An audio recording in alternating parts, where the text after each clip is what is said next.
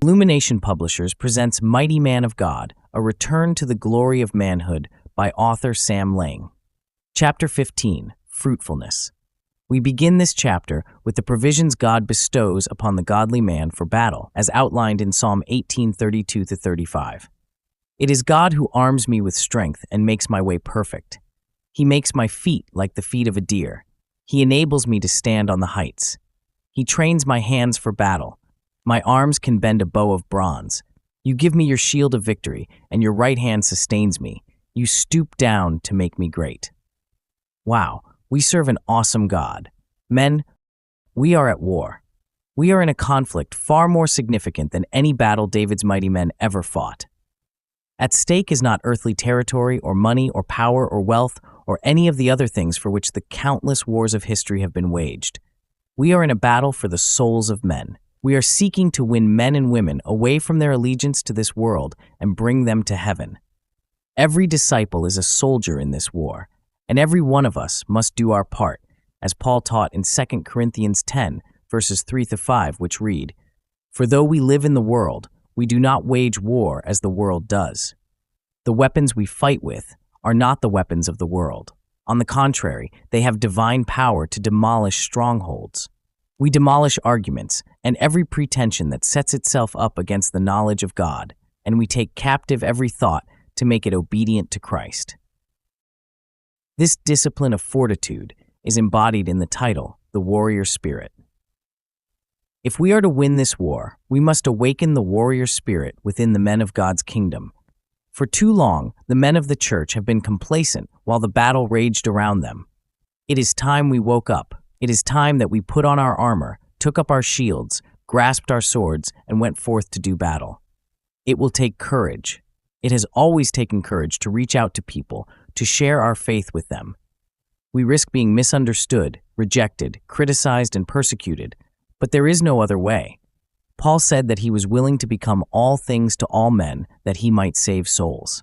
How about you? What are you willing to change so that you will become more effective in bearing evangelistic fruit for the Lord? Many of us have not led anyone else to Christ in years. What is the reason? Is it that we have become cowardly and timid, afraid to reach out, afraid to say the things that people need to hear? No one comes into the kingdom unless someone has the boldness to invite them and then to present them the truth of God's word. Are there more women than men being brought into the kingdom today because our sisters are more courageous than we? Our next section on fruitfulness is a call to arms entitled Weapons of Love. Our weapons are no longer the weapons of violence but of love. We are not out to destroy other people but to win them to Jesus. They are not the enemy. Satan is. He is the one in opposition to us, not them. We must have a heart of love that goes out in compassion to those who are lost in sin.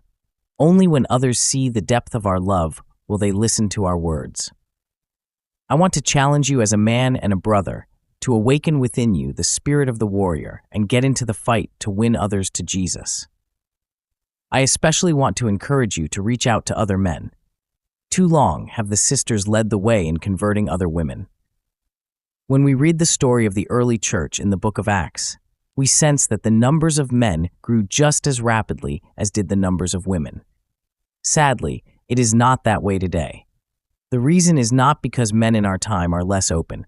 It is because the brothers in today's church are not as bold.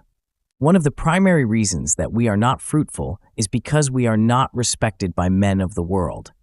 We have not become mighty men, and it shows in our inability to evangelize other men. It especially shows in our failure to convert more men of strong character.